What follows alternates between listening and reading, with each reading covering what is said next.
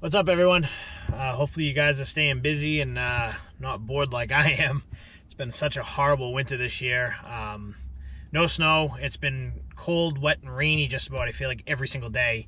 So it's been tough because a lot of projects I want to do around the shop, it's just been raining and can't do them. So I've been just kind of laying low and hanging out in the office and kind of working on the business side of things, which has been good, getting a lot done. But it's been a very, very weird winter. But we'll see. Hopefully things change. We get some snow, but it is what it is. So today what I'm doing, a little bit different. Like I said, I'm kind of bored and just trying to stay busy at this point. So I'm getting married this upcoming June. We're doing a wedding, basically, not on our own, but we're doing it at my fiance's and uncle's house. They have a little bit of property, and we're basically setting everything up and doing it all on our own. We're not doing it at a venue or anything like that. So I've been working a lot, at the property and doing stuff to get ready for it. And what I'm kind of working on now is kind of all like the little like decorations and stuff like that. So today's project, what I'm gonna do or attempt to do, and I'm not the best carpenter in the world, I'm gonna attempt to make these little centerpiece things for candles. Like I said, we're just trying to decorate stuff on our own. I've been kind of doing odds and end projects and stuff like that. I'll show you when we get to the shop, but I made some pallets the other day to make signs out of, all that kind of stuff. So yeah, I know this is probably boring content. It's not, snow plowing or whatever, but like I said, there's not much going on up here and I gotta stay busy. So that's kind of what I'm gonna work on today, and just to do something. Hopefully, like I said, if we get some snow or, this weather actually finally clears up and I can get outside and do some work, that'd be great. But it is what it is. So I'm here at Home Depot. I'm gonna run inside, get some materials for that stuff, and then we'll head over to the shop, and probably gonna set up shop inside one of the trailers today because it's raining. So we'll get set up and we'll see what we can do about making some centerpieces. Wish me luck. I had to switch over to my phone because my GoPro here doesn't seem to want to work today. I don't know what's going on with it, but phone will work. Anyways, back to what we were saying and doing. I was just across the street at Home Depot and figured I'd pop in here. This is where my career got started in the pool industry 17 years ago. And if it wasn't for that, I would not be where we're at today, and this channel wouldn't exist, my company would not exist, and who knows where I'd be. But basically, a little story. When I was 16, my dad took me to get my driver's permit, and then we stopped by. This used to be a pool supply store where the Lowe's outlet is. We stopped by here because they had a now hiring sign up in front of the store. So it was my 16th birthday. In Massachusetts, once you turn 16, you can legally work without, any working papers or anything like that. So my dad went inside. I had no idea he was doing this either. He didn't tell me about it, nothing. But we pulled in the parking lot. He said, wait here. He went inside, talked to the store manager, came out and said, go inside, talk to Jared, you got a job. I'm like, okay. Went inside, got hired, started literally, I think, the day or two after that. I started basically in the stock room in the warehouse, stocking the shelves and, going out and organizing, everything and bringing stuff out to people's cars, all that good stuff. Basically worked my way up through the ranks, literally from the stock boy was the lowest position. I started there and I worked on my way from stock to sales, from sales to key holder to assistant manager, and then eventually to store manager. I took over the store. I had been there for 4 or 5 years at this point, but I took over the store. We had moved at that point. So funny story too. The pool store used to be here. We ended up moving from the Lowe's outlet here over to where this Ashley store is. We got basically kicked out by, I forget the name of the company, but it was a golf store, Golfer's Warehouse or golf something, I don't remember. But they bought this building and basically kicked us out. They wanted the building so bad because it was on the end. They thought it'd be a high traffic area or whatever. So they basically bought the building, said we have, 2 months to get out, and we were scrambling. We ended up finding, I wasn't involved in this, I was just the manager of the store at the time, but they ended up getting a lease at this building down here. None of this was here, this was empty, all these spots were empty, so we ended up getting this building down here. And what they did is they actually they cut out the walls in between all these buildings and the warehouses in the back, and we basically took the forklift and just kept putting stuff on pallets and drove them down from this building to this building over here, literally for like a month. That's all we did is just, got pallets, put stuff on it, wrapped it up, drove it down, dropped it. And it was basically me and my assistant manager at the time. It was two of us. I had a little bit of help here and there from like my district manager and stuff, but that company was definitely not organized. I won't talk bad about them, but we basically moved the entire store, everything. All the display pools we had to take down. They had 3 or 4 massive above ground pools in there. All the shelving, literally everything. All the warehouse racks. I have pictures somewhere of it. I don't know, on one of my old phones, but we literally moved it all from there down to here, got it all down to this store, and then it had to obviously be set back up. So lucky for me, when we started doing all the setup, which, you know, this is now a month into it, my district manager got a call that there was another store a couple towns over from here that manager had gave us 2 weeks notice, and they needed someone for that spot. So what they end up doing is they end up sending me over there, and then the assistant manager of this store at the time got a promotion to run this store. So I kind of lucked out and got out of having to do all the setup work and all that stuff, and got moved over to another store where nothing had to be done. And then funny story, I ended up back here. I was a manager for 2 or 3 years, and then this is when I was going through college. I wanted to cut back my hours a bit, just so I could go to college and all that stuff. So I asked for a transfer back to this store, because I only live, at the time, 5 minutes from here, not even. I was driving to the other store. It was like a 20-minute commute, which still isn't bad. But I wanted to transfer back to this store. The only way I could do that is if I demoted myself down to an assistant store manager. So at that point I said, why not, whatever, it's, college is more important at this point. So I did that, came back over to here, this store, for like 2 years, and then ended up finding another job at another pool company and left. But if it wasn't for the pool store that was here, and my dad, I would not be in this industry right now. Who knows where I'd be, and I had no intentions of staying in the pool industry. It's just kind of the path it took me down. And we'll go through it in another video, the whole timeline, how everything worked and how I got started and my whole story, because it is definitely a very interesting story. Because I never, ever thought I'd be where I'm at today, ever. If you knew me back in high school, I was a shy little kid that hated school, basically barely got by with like a 2-point-something GPA. Yeah, you would not think I'd be owning a business now. So anyways, enough talking. Let's get to the shop. I just want to give you a little story while I was here, right across the street. So let's get to the shop and we'll do some projects. And of course, before I get to the shop, I gotta grab a coffee, because I drink 3 or 4 coffees a day. So we're gonna stop at Dunk's real quick, grab a nice hot coffee, because it's just cold and miserable today, and we'll be back on our way.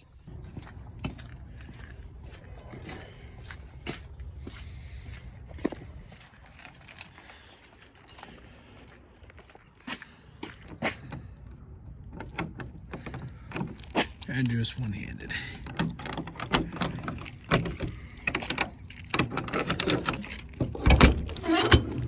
My plan is to work inside the trailer today, just because it's wet, rainy, cold, miserable. So I should have enough room in here. I just gotta clean some stuff up. I'm actually gonna get the generator out. I got a little space heater I'm gonna put in here, get it nice and warm. We'll have a nice little workspace. I don't have a garage or anything. I wish I did, trust me, I really do. I wish I had a nice big garage to work in. Someday we'll get there, but this works. So we get that generator out and get the little heater going, and we'll get it warmed up.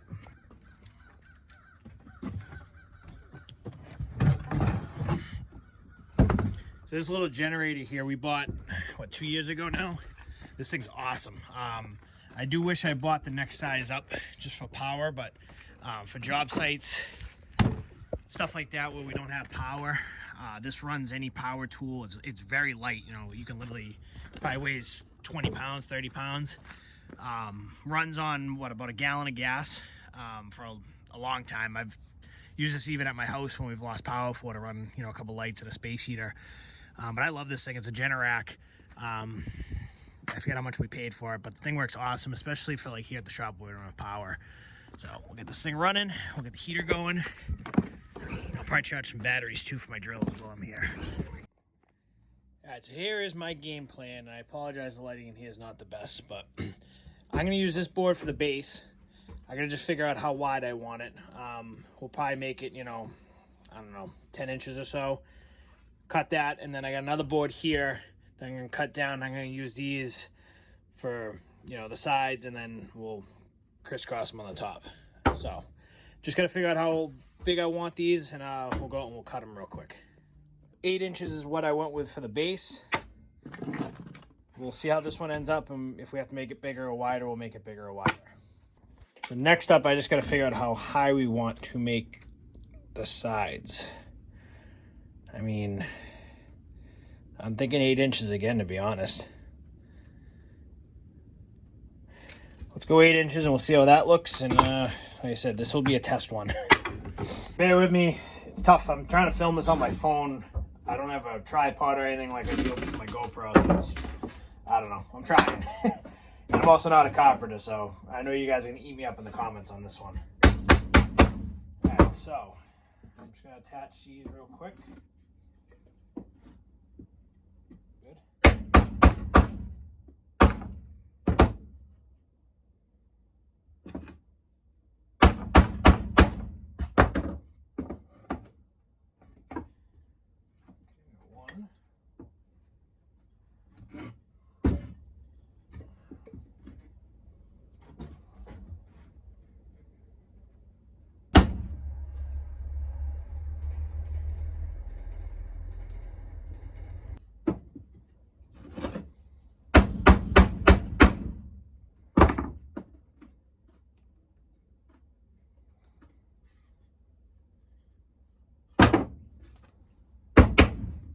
Two.